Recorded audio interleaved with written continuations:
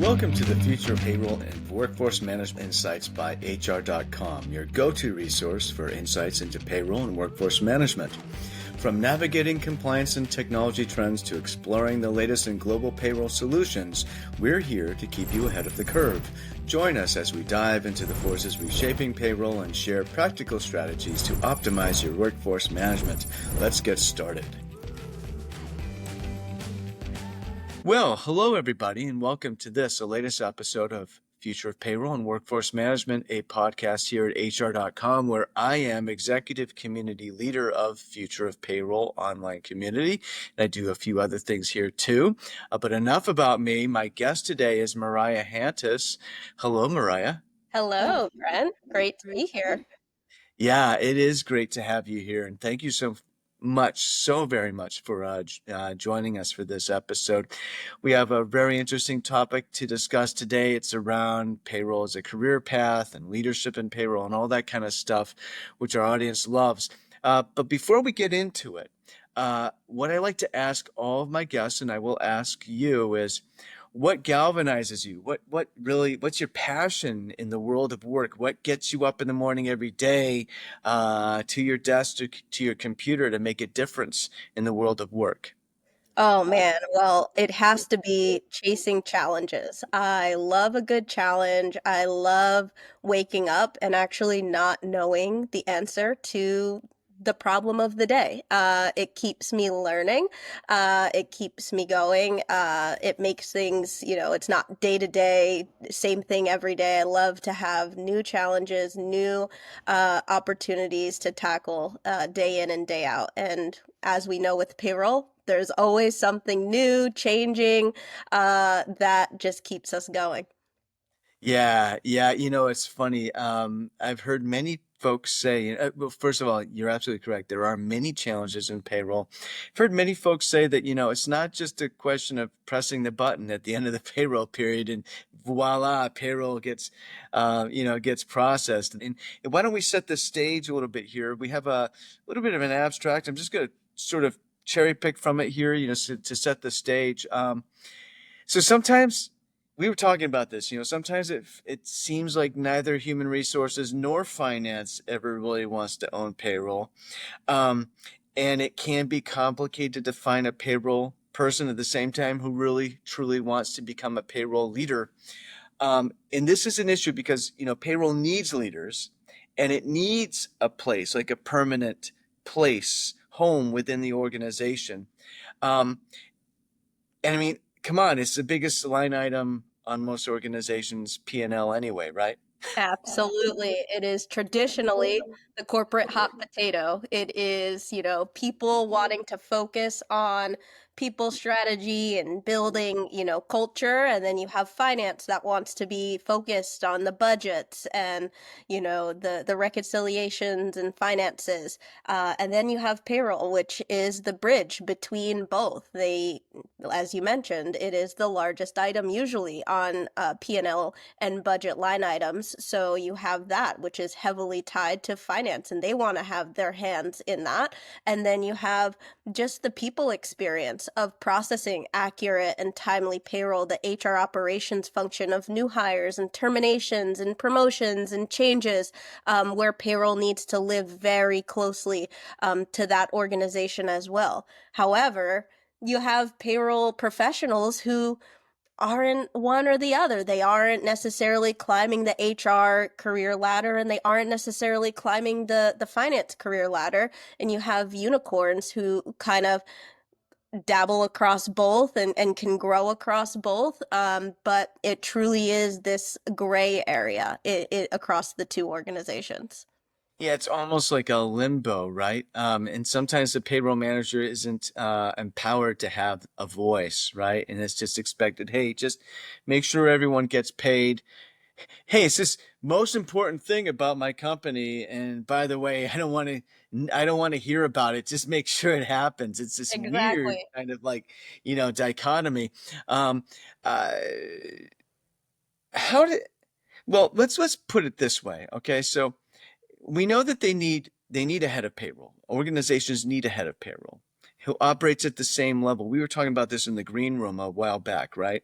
That they need somebody who operates at the same level of leadership as others in the C-suite. I think this is kind of the thesis that we kind of developed here for payroll. Um, and I think part and parcel of that is, payroll needs a bona fide career path too, right?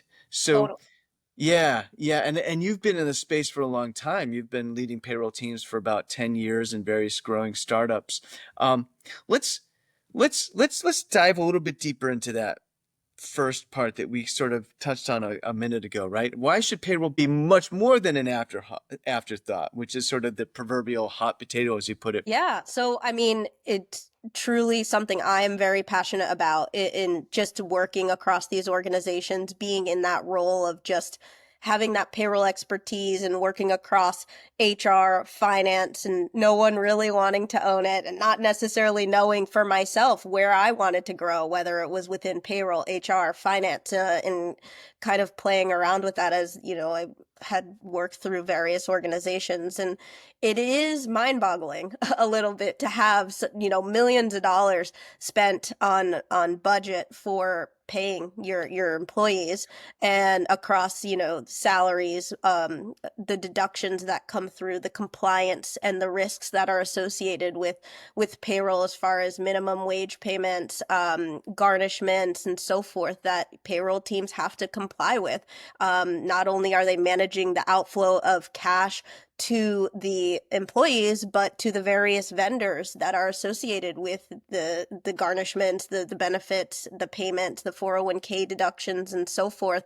And when it's looked at as just this operational function of just 100% accurate, 100% on time, get it done, great job, you're not really focused. The organization is not focused on the strategy behind payroll. As you mentioned, pressing that button is the easy part. That's actually the relieving, okay, I'm done. Here we go. Um, there are two stressful periods of payroll, and that is, 5 days before you have to submit the payroll because you're making sure everything is accurate and done right. And then payday, making sure there was nothing that happened with the bank and getting things done. I joke and say that I wake up still, even though I'm pretty far removed from actually processing payroll. I still wake up on payday at 3 a.m., making sure. I'm like, I just need to know because I need to make sure that my team is supported if something did go wrong, because things happen that are just outside of payroll's control. And, we want to make sure that the team is supported and has the help, even if that is 3 a.m. Um, so yes, it is mind-boggling that payroll isn't treated as a strategic function for those very reasons. When you think about all of the changes that are happening with compliance around payroll, with implementations of payroll products, so many times have I heard where implementations of payroll products or platforms, the payroll manager isn't even looped in. It's the finance and the HR teams making those decisions, and then they tell the payroll manager, hey, this is our new platform effective January 1. And then the payroll manager is like, can it process wage garnishments? What is the deadline for, all of the behind the scenes? And, now you have a platform that potentially is inefficient or not necessarily what that team needs for the function of payroll for that specific organization. And then you go through the compliance, right? When minimum wage changes, when you have, how pay slips need to be reported as far as what state needs what, as far as vacation, showing vacation balances, overtime calculations. That is so critical to the function of how an organization operates. Who do we want working overtime? Or do we want overtime being worked? Are they exempt or non-exempt? And are they correctly classified for payroll to process? Those are just costly mistakes that happen on the payroll end, right? Payroll is going to be asked to produce records in audits and things, and payroll needs to make sure that that information is, translating correctly from your HR function into payroll and then out over to finance after everything's been done. So yeah, for sure needs strategic partnership at higher levels that they currently are seeing now. You've said so much, and I've just been letting you talk because I mean you have shared so much wisdom just now around in real granular detail around things that can go wrong with payroll, and I have a couple thoughts. So first of all, you said sometimes you still wake up at 3 a.m. in a cold sweat. Oh my gosh, what is payroll going to be right? Payroll is very tedious. It can be very tedious, right? Do you? I have a brand new hypothesis now. I'm wondering whether nobody it seems this isn't true everywhere, but tends to be the rule that nobody truly really wants payroll to own it because maybe maybe it's just oh, it's going to be so boring and so tedious. Oh gosh, do you think that might be part of it? I think a lot of it, honestly, is that no one wakes up, at 18, like, I want to go to school for payroll. So you really are missing a gap of just people who really want to do payroll. A lot of the workforce in payroll ended up trying it out by way of, it being a function of HR or a function of finance and liking it. And then carrying it through different, job opportunities and whatnot, and then it leading to a growing career path for them, and some not.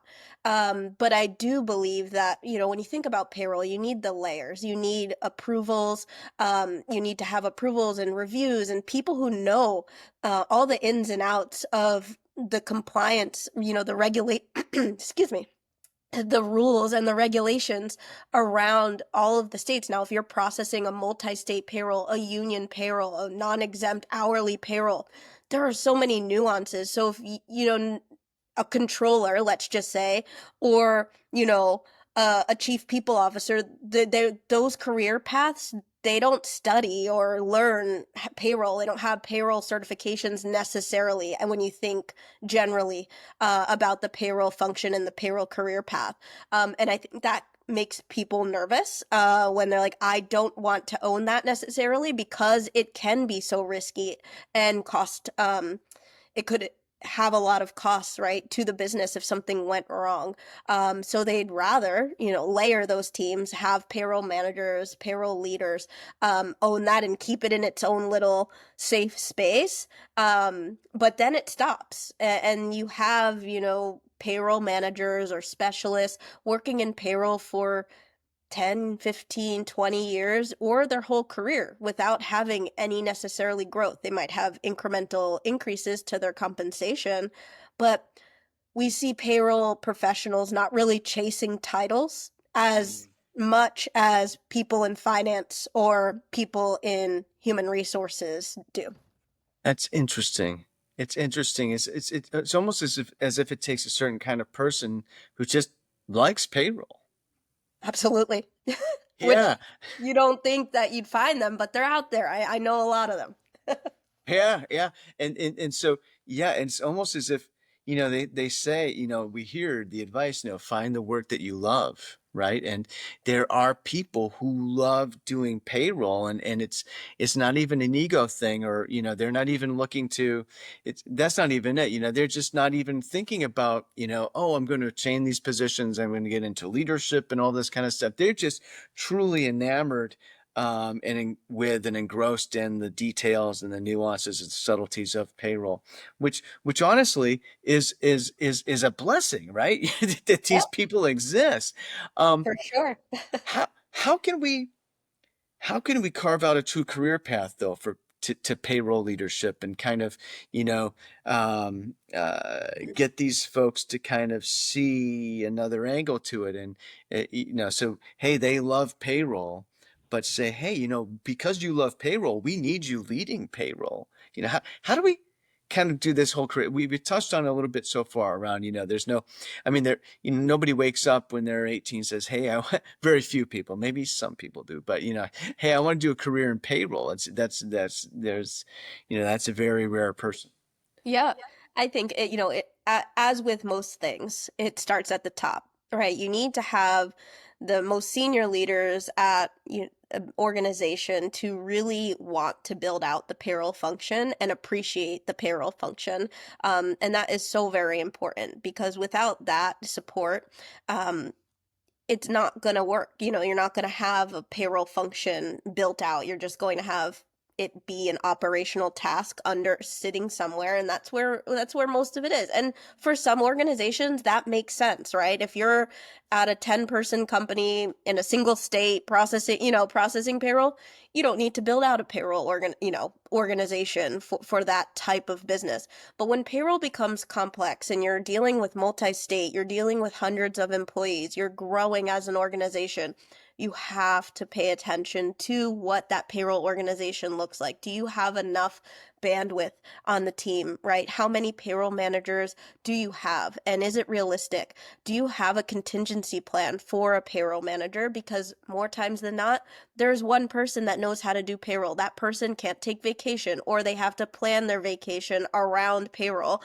because Yeah. there's no backup, which I, for the first part of my career, had to do, right? And there is just who at the business is thinking of those things, who besides the actual payroll manager themselves, who's like, hey, I'd love to take a vacation but I can't because, or I can't go on my kids spring break because payrolls also do, they're the people thinking about that. So you need the higher level people at the table at the business who are thinking about those things: payroll contingency planning, payroll strategy, and then slowly building out a function around it. Like, do you need a payroll manager and a payroll specialist? Do you need a payroll manager and a reconciliation specialist to help support that payroll function?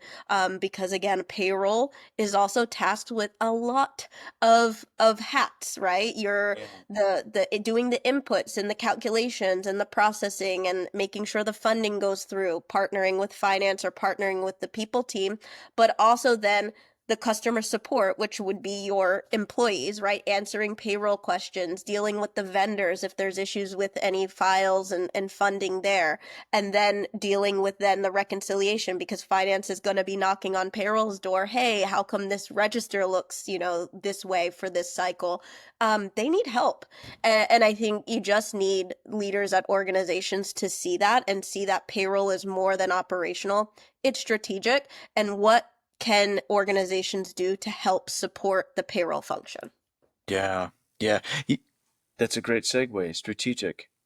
What does it mean for payroll to be a strategic arm of the organization? What does that mean? Because we've talked so much about operational, and it is a very heavy operational lift, and that mitigates as you get better technology and you have better sort of workflow, and you think through your payroll, and your organization is a good ally for you in that. But once all that stuff is kind of under control and you can become strategic, what does that mean? What does that look like? The payroll team really needs to be able to insert themselves in conversations that involve compliance, involve business and people strategy, and as well as, when you think about technology. So, as I mentioned before, so when we talk about compliance, right, you want to make sure that there is a seat for someone on the payroll team when we talk about compliance and regulatory updates, because when that's happening and you have an organization of hundreds or thousands of people, you want to make sure someone from payroll is using their voice and saying, hey, did we know that this is going to change on January 1? Did you know this can be a $2 million hit to your budget? Or, do you know that, we have X number of hourly workers and the minimum wage is going to increase, in these states? Because that then moves into the next segment that is important for them to be involved in, which is people strategy. Because maybe then knowing these regulatory updates from a cost perspective, the business might make different decisions, right? Maybe I don't hire so much of this specific worker type in a specific state, or maybe I hire more of a worker type in this specific state. When you talk about exempt and non-exempt workers, you can be strategic about those things, but you have to know what's going on, and you have to that usually that voice is coming from they're the ones taking the classes, they're the ones that are processing the payroll, and they know all of this information. And then when you come from the technology perspective, they should be involved in conversations when you're talking about HRIS or payroll platform implementations, because that data is going to be a product of what they're producing. They're producing payroll. They need to produce accurate payroll and timely payroll, and how that technology functions is critical to their job. And having a voice in what that implementation looks like, or even what product that is going to be considered, is so important. Because as I mentioned before, you can go through an implementation and they're like, here you go, this is our new payroll provider, and they're like, great, except it doesn't do this one thing. So now, because of our volume, I need help, I need another headcount to do this one additional task. And these things need to be talked about and considered, in the early stages with senior leaders. It's almost as if the senior leadership needs sort of a gentle education in just how complex and involved payroll is, and in how much information well-sorted payroll can actually, and treated as a partner to leadership, can Absolutely. really provide, right? It, I think that there's some mystery. I had a fellow on the podcast several months ago talk about the mystery of payroll, right? Or the psychology of payroll. And there's a mystery to it Yeah. that a lot of people don't understand, and it just seems like it's too much to think about because they have other things that are occupying their minds. But if you can get them to kind of understand that there's a rich sort of subtext to payroll that's going on all the time, right? And you can educate them on that. Maybe that's the first step to gaining leadership's a level of respect from leadership that maybe payroll doesn't necessarily enjoy by default. And then maybe that's the first step to getting to developing that strategic partnership. Yeah, absolutely. I'd say for organizations who are growing and expanding, their workforce, it would be very good for them to consider partnering with their payroll manager, even if you don't have a payroll team fully built out and you only have one payroll person, right? Or two payroll people. Talk to them, ask them. It's a nice change of pace for a payroll manager, I think, because a lot of times they are just operational behind the scenes. And to say, hey, can we talk about this for an hour? Can we have weekly meetings on what updates are upcoming in the next quarter or the next year? I'd love to just learn more.